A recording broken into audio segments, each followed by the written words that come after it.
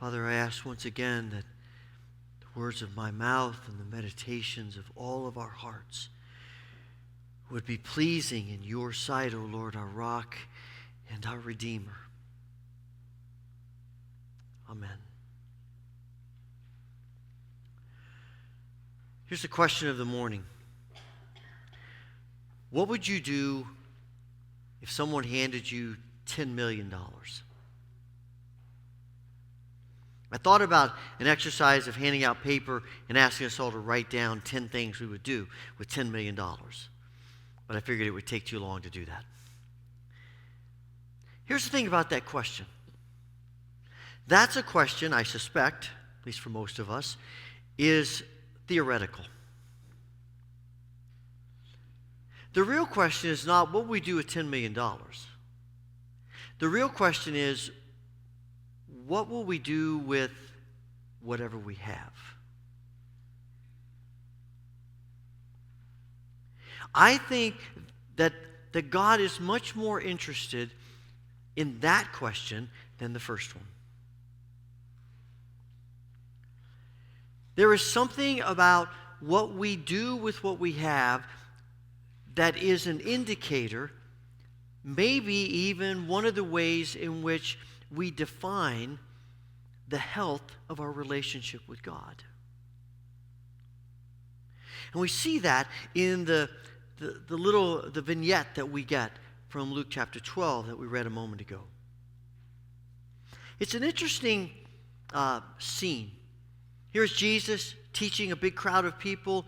In the first 11 verses are about serious things. He's talking to them about what's going to happen when they're persecuted. He's talking to them about what's going to happen when they face difficulties and struggles in this world, and when the world is pressing in upon them. How are they going to handle that? And this is a very serious, deep conversation he's having with them. And you get the feeling that Jesus at one point stops to take a breath, and all of a sudden out of the crowd, somebody yells out, "Hey, Jesus, tell my brother to give me my inheritance." Now, I don't know about how Jesus feels about that, but for me, I'd be going, what? Really? We're talking about serious things here, and you want me to settle this dispute about money? It wasn't uncommon for people to go to rabbis to say, "I'm having a problem like this with my brother. Could you help us solve it?" It was one of the things that rabbis would do. And I suspect that there might be a good chance that the guy's problem is a real one, that he really has been cheated by his brother out of his inheritance. And it's not fair. And he comes to Jesus and says, "Look, Jesus, you're all about helping people. You're all about fairness. I need you to help me." Part of me wonders if in the back of his mind he's thinking, if I could sick Jesus on the guy, now there'd be some clout. Look at the stuff Jesus does. He could certainly handle my brother. And Jesus looks at the guy and says, "You know what? Who am I to deal with that kind of thing?"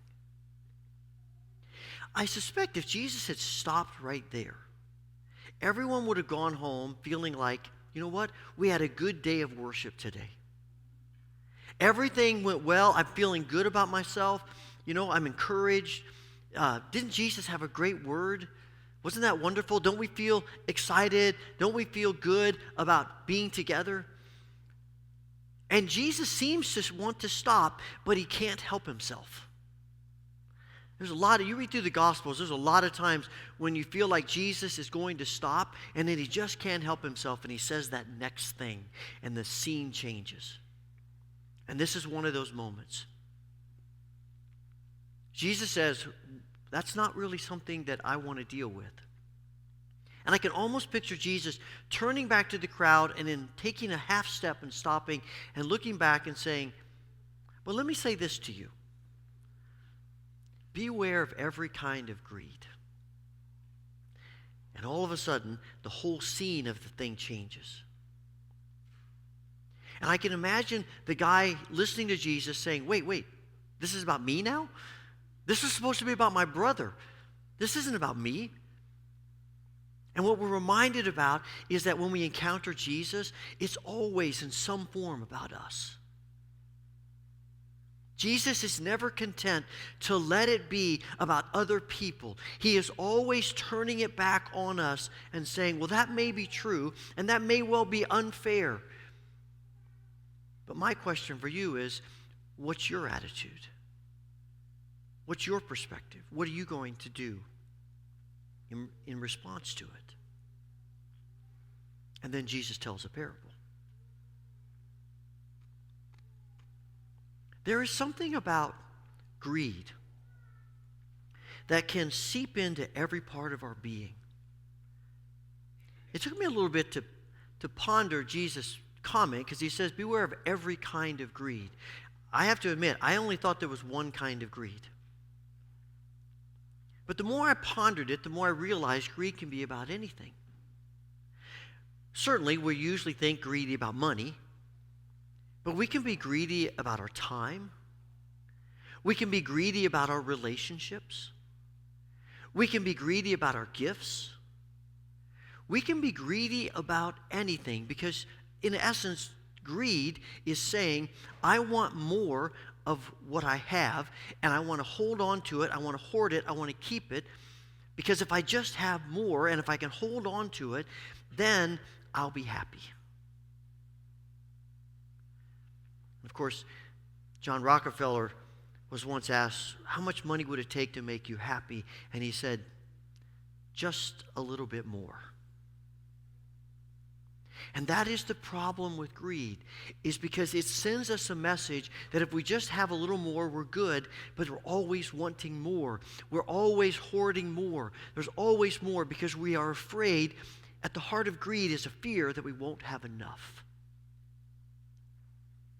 And that fear gets inside of us, and it tears apart our relationships, not only with other people, but also with God. Now, the problem here, the problem of greed, is not that the man has an abundant harvest. That's not the problem. That's a blessing. One of the ways in which God might bless us is abundance. If you go back to the book of Genesis, what is it God says to Adam and Eve? He says, I created you to be productive. I created you to be fruitful, to multiply, to fill the earth. Abundance is not a curse. Abundance can be one of the ways in which God blesses our lives. We work, we do things, and there is abundance, there is fruitfulness. That's not bad. The problem is not that he had a bumper crop. The problem is what he does with the bumper crop. The issue for our lives is not we shouldn't produce. We shouldn't be fruitful. One of John Wesley's famous sermons is about money. He had 3 rules for money that he lived by, and he taught people. Gain all you can, save all you can, and give all you can. And the one that tends to get avoided, and by the way, save all you can doesn't mean how much money can you put in the bank. It means think about the wisdom and the long-term effects of the way you purchase things. But the one that often gets avoided is gain all you can. There's something in us that says, well, that doesn't seem right. Now, he's not talking about being a workaholic. He's not talking about that. He's not denying the fact that there are unwise and even immoral and unethical ways to gain. He's simply saying laziness is not a spiritual gift. That we ought to work. In fact, being able to produce, being able to be fruitful is a gift of God. And it isn't always about money. It's about whatever we do, however we work, that we are making the world a better place. We are producing and being more fruitful. That is a good thing. But the question is, what are we doing with what we produce and the fruitfulness of our lives? Our time, our talent, our treasures. The antidote to greed is not produce less. Be lazy. The antidote to greed is generosity. At the end of this, Jesus says the problem is he's not being rich toward God. What does Scripture tell us over and over again about what it means to be rich toward God? What does it mean to be in right relationship with God, to have the right heart for God? How do we know if we have the right heart for God? Jesus and the writers of the New Testament keep coming back to, here's how you know you love God. You love other people. Here's how you know you're generous toward God. You're generous toward other people. And you look at the man in this parable, and all he can think about is himself. Look at all the personal pronouns. They are all first person singular. I, me, me. Everything is about him. Everything is about his perspective, what he wants, what he can get. It is all about him. No wonder Jesus says he's a fool. He doesn't understand that we were created for relationship. We were created for each other. And God blesses us so that we can be a blessing to other people. God is generous toward us so we can be generous toward other people. And we break the chain of generosity from God to us that's supposed to go to other people when we are greedy. Generosity is an expression of our love for God. St. Augustine said, what this guy doesn't realize is that the bellies of the poor are a better storehouse than his barns. We give away to people. Sometimes when in our generosity, we want to be, we want to judge other people and base our generosity on that. We might say, well, I don't really want to be generous toward them because they got themselves into this. I don't want to be generous toward them because, they haven't done anything to help themselves. I don't want to be generous toward them because they haven't proven themselves worthy. Boy, am I glad God doesn't take that perspective about me and about you. God's generosity for us is not limited to our earning it or being worthy of it. He's just generous. Now, is there wisdom about how we're generous? Of course there is. You always want to be wise. But more often than not, our issue is not we are far too generous than we should be, but rather we are skeptical about being as generous as we should be. There was a minister, 40, 50 years ago, Ralph Sockman, who said, we often hear that phrase, give till it hurts. He said, that's the wrong perspective. The mindset we should have is not give till it hurts, it's give till it stops hurting. Because if I just give till it hurts, then the first moment I feel a little uncomfortable about my bank account, I'll stop giving. The first moment I feel like, I'm giving too much of my time, I stop giving. Rather, it's giving through the hurt. It's giving in the way God gives to us. And this is such a serious thing that Jesus says there are eternal consequences to this. John Wesley said, if you want any chance of escaping the damnation of hell, give all you can. Otherwise, he said, I have no more confidence in your salvation than I do in Judas Iscariot. Wow. I have to tell you, I'm not sure I always take generosity as seriously as that. And maybe you don't either. But Jesus says it's an eternal thing we're talking about here. And actually, generosity in some ways is our vocation as God's people. It's how we represent God in the world. It's how we are image bearers of God in the world. Generosity, giving, our connections to each other. It seems to me that if we were to think about an Old Testament equivalent to the rich man in the parable, maybe it's Cain, of Cain and Abel fame. Genesis chapter 4 tells us that Cain and Abel, Adam and Eve's sons, have a dispute. Cain kills Abel. And God comes to Cain and says, where's your brother? And what's his response? Am I my brother's keeper? I don't need to worry about my brother. I have nothing to do with my brother. The fact that he asks that question indicates the sinfulness of his heart. And one of the ways in which we know we are off the track is if we start thinking the same way, because the answer to the question, am I my brother's keeper? God's answer to that through the scriptures is absolutely. Of course you are. Now, are we responsible for every person? No. But we are responsible for the people right in front of us. We're responsible for the people the Spirit indicates to us. We're responsible to live in such a spirit of openness that the moment God nudges us, we see it and we respond. We're always thinking, Lord, who do you want me to be generous toward today? How can I be generous today? How can I live in that spirit of generosity that just defines my life as a follower of Jesus? Here's I think the root of the guy's problem is that I think there's a sense in which he no longer thinks he needs God. Listen to hear what he says. I've done this. Look at what I've accomplished. Look at what I've been able to do. Look at what's all mine.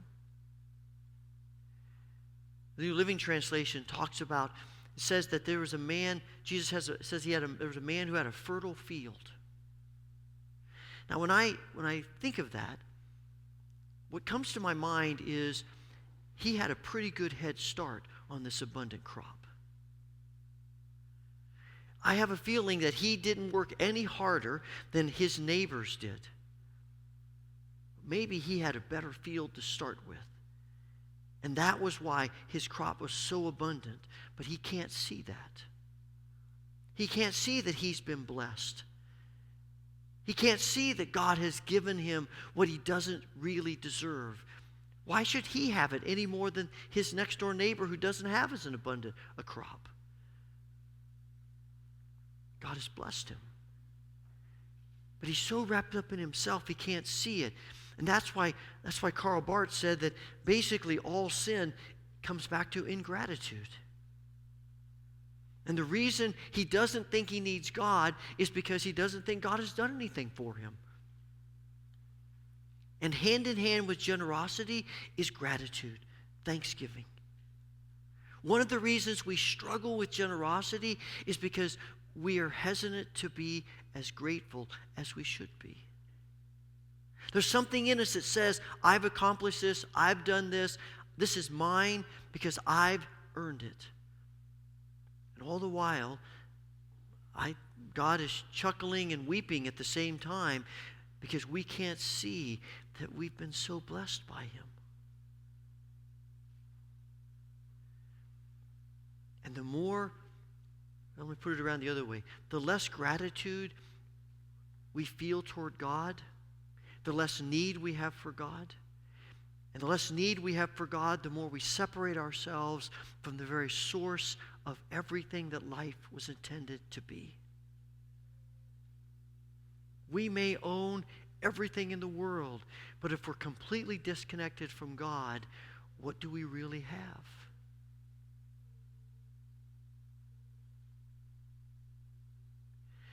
Jesus says that our life is not measured by what we have. And that's not just about money and possessions. It's not measured by the power we accumulate. It's not measured by the status we have. It's not measured by the fame we may gain. It's not measured by the wonderful accomplishments of our lives. It's not measured by the great knowledge we've attained. All of these things are good. And we ought to, and it's fine to work for them, and they're not in and of themselves wrong. But it comes back to the beginning question, what are we doing with what we have? And life is not measured by what we have. Life is measured by who God is. Life is measured by the nature of God. After Jesus tells this parable, he starts talking about, it's here that we read in the Sermon on the Mount the same words. Jesus starts talking about how God is at work in every part of life, and the birds and the flowers. And he says that if God cares so wonderfully for flowers that are here today and thrown into the fire tomorrow, he will certainly care for you. Why do you have so little faith?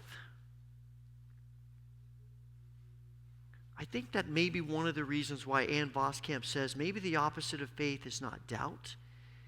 Maybe the opposite of faith is fear. Fear that God is not enough. Fear that God is not good. Fear that God is not faithful. Fear that if we're generous, God will not supply our needs. And Jesus says, don't worry. Don't worry. Not because you've got enough to feel secure, but because God is always enough. He's good. And we can trust him.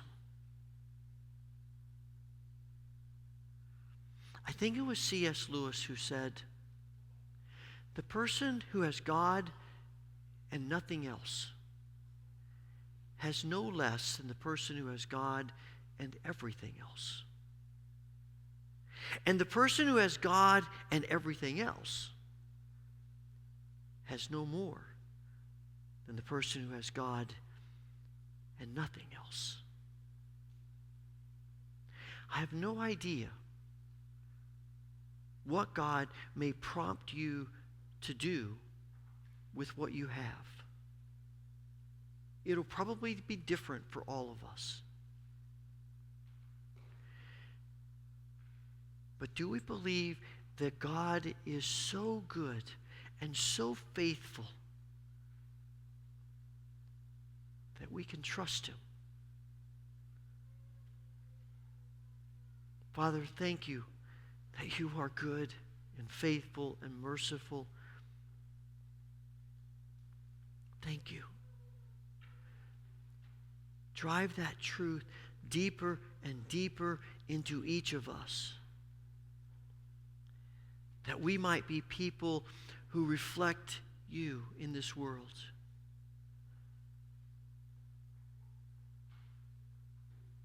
Reflect your generosity with whatever we have. Amen.